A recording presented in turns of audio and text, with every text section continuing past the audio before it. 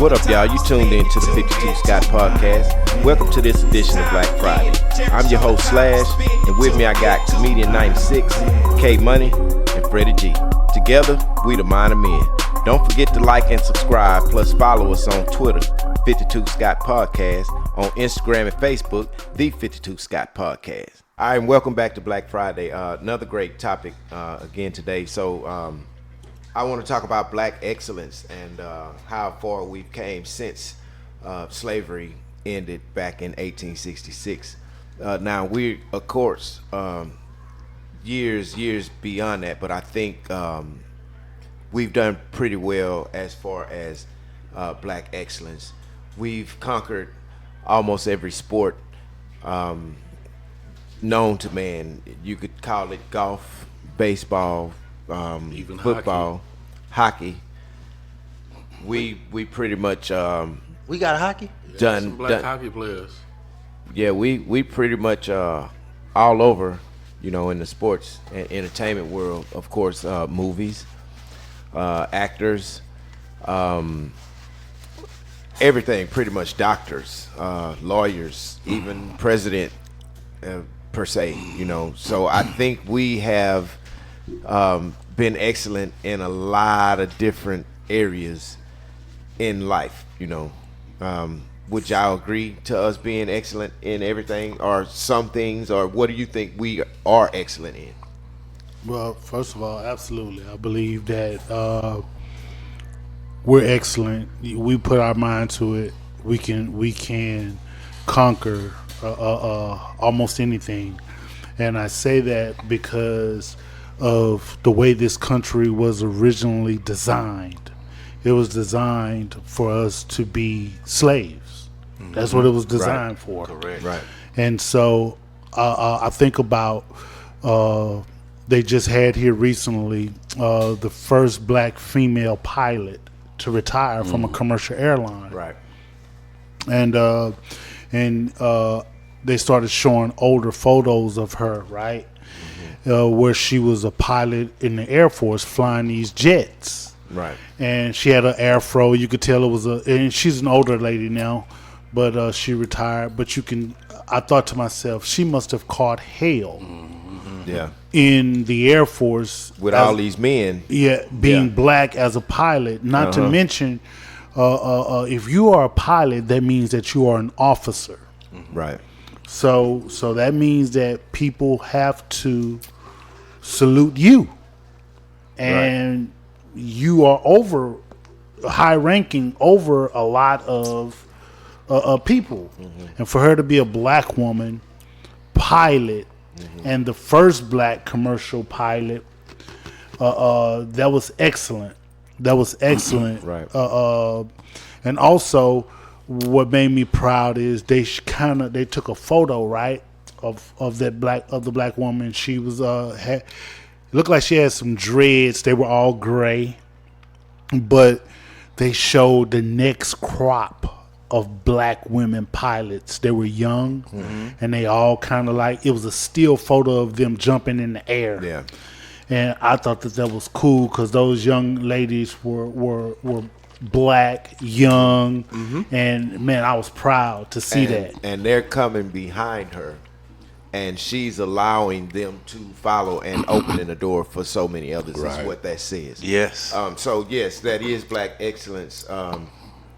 A good description of black excellence, and in so many other areas where we've exceeded greatness in, you know, everywhere. We can start with music, even art, even authors, people writing books. You know, black is excellent in a sense. You know, we got some of the best basketball players, best football players.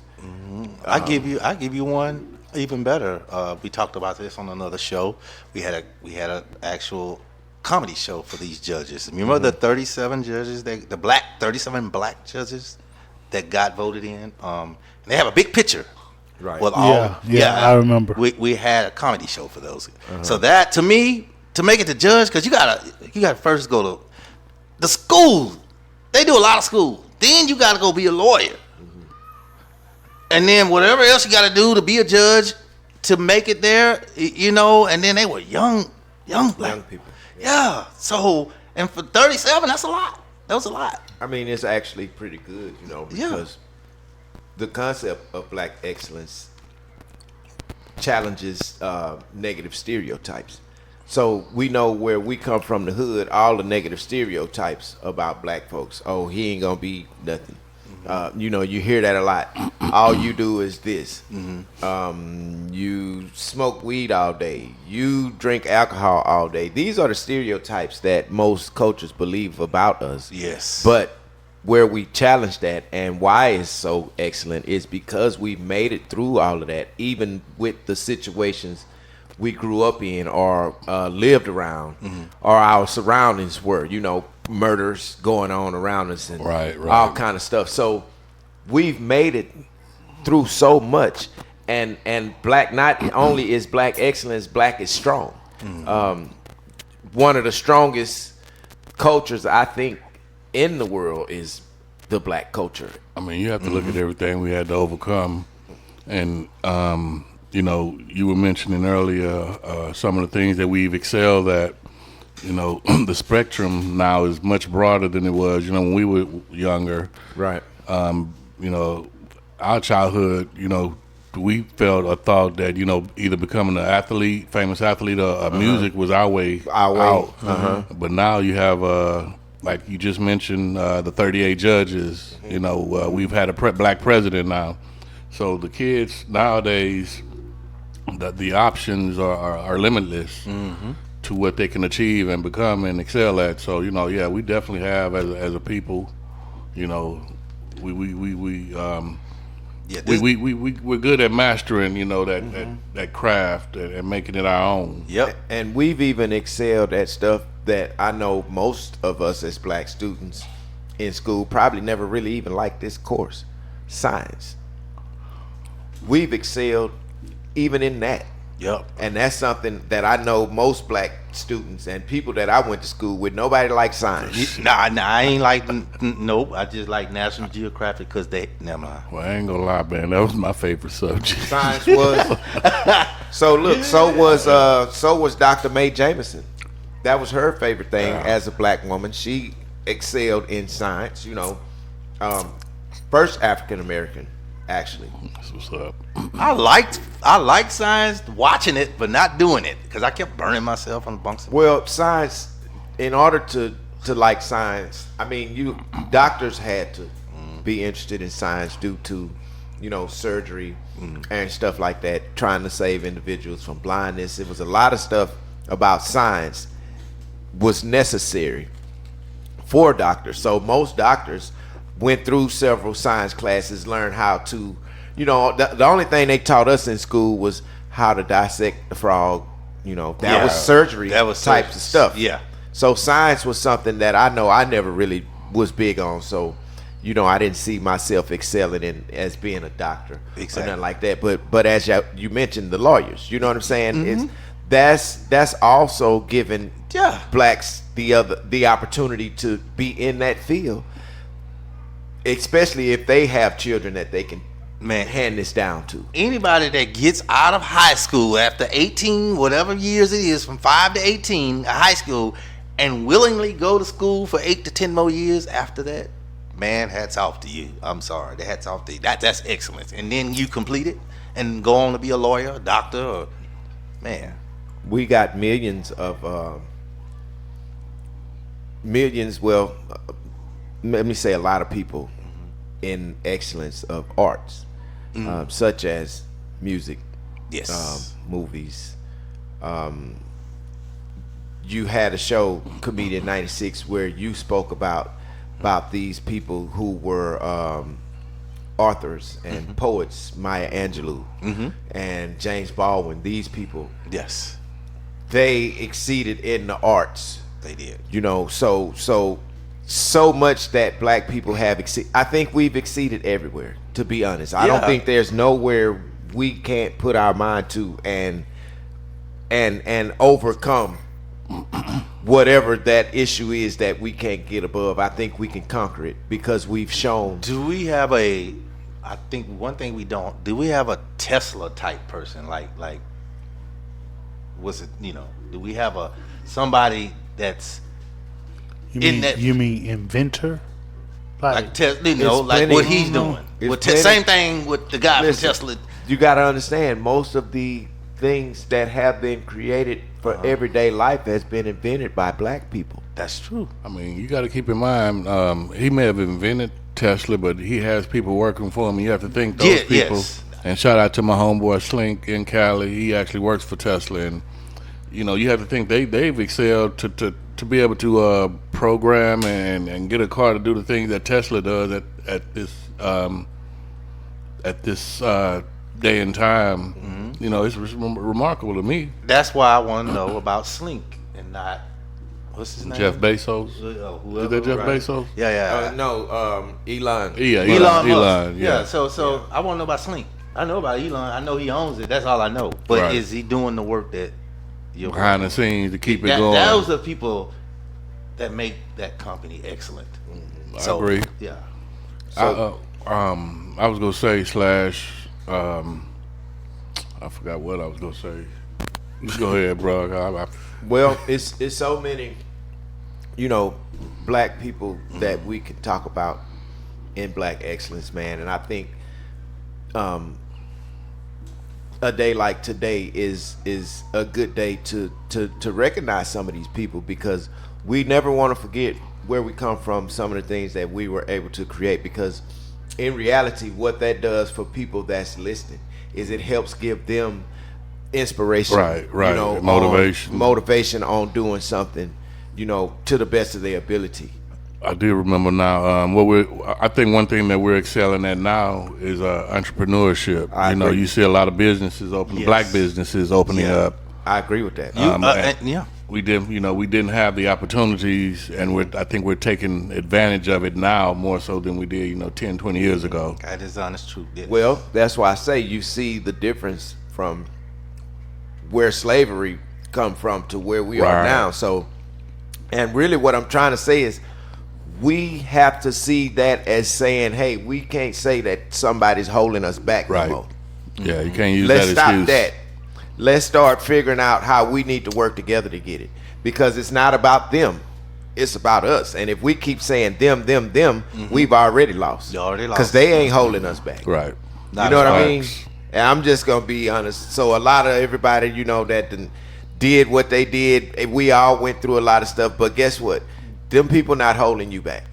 And when I say them people, I'm talking about another culture or race of people that are not black. Yeah, the opposite. Yeah, this day and time, there's really no excuse. Like it's not. When we was growing up, the avenues was kind of, you had to kind of find your way. Well, now everything is open and given to you. Yeah. Because so you say you broke now? It's only been so long ago since they stopped segregation. True that. Just think about that amount of time and where we are now. Mm-hmm. Wow. That's fast paced, man, for a culture. Mm-hmm. We say what we don't have and what rights we don't have, but are we looking at the rights we do have? We do have. Mm-hmm. We got everything just like everybody else. We have to use our brain to figure out how we're going to keep it. Because if not, they're going to always take it from us. Yep. They took the land from the grandfathers and ancestors a long time ago, and they're going to do the same thing. They about to take third ward. They've been taking it. It's on the way out. It's on the way, and they're on their way to fifth ward. And if we don't keep our mind frame on our excellence and how we can be even better, we're going to lose everything. And I don't think it's worth losing our excellence to not pay attention to what's going on so that we can keep what we got and make it better. Now, I believe the only reason why they haven't snatched their wall up wholly is because CUNY Homes is a trademark. If CUNY Some Homes, places they can't move. you can't destroy the landmark. Exactly. So CUNY Homes is pretty big. So we're gonna stay always there. have those people over there. Yeah, they're gonna always have them people over there. So that's the only one. If it would have been CUNY Homes, I think we be done. Yeah, I think because you're basing the ball parts of TSU. Go ahead. I'm sorry. Okay. Well, I mean, you're saying that the CUNY Homes is not going anywhere because it's basically considered a historical landmark, right? Yes, sir. But the way our weather is nowadays, if it was to get destroyed through some weather-related occurrence. So let me get a fun fact. They build the barracks. Those used to be military barracks. I don't know if you know. So I mean, because look at Riverside Hospital, it's gone, and that's a historical landmark. But they build those barracks specifically east-west, so if the hurricane comes in, they won't blow out the windows or destroy. That was their design. That was the design. That's what's so special about it. The design. Nothing will destroy it. Well, that's where the motherfucker need to go when the hurricane comes. That's the fun fact. That's the way they built it. That's why it's a landmark. That's crazy. Flash, real quick. You were saying how, as a culture, we excelled rather fast because segregation, not too long ago was just done away with. But if we are excelling at a rather rapid pace, do you think 20 years from now we'll be even more? I do, but there's going to be some challenges there also, because the challenge in that is going to be the younger generation. If they don't get on board with how we as adults now see things, we're going to lose and put ourselves a few steps back. It's going to slow down a little bit, because if you look at everything now, the way the younger generation is learning, they've taken out so much of our history to know where they come from what they learn in schools now. So they don't know half of where they come from in order to know that we had to have passion and consistency to get where we are. So they're not going to use passion and consistency. Well, it's a lot of this younger generation that's actually becoming entrepreneurs. It's true. Yeah. The way that they're doing things is because their mindset is totally different from ours. Like I said, they're definitely taking advantage of the opportunities given to them versus making excuses like we may have done back in our day, because they have no reason to make an excuse now. So, which is a good thing. But here's the thing about that fast money. They say that fast money brings slow problems, right?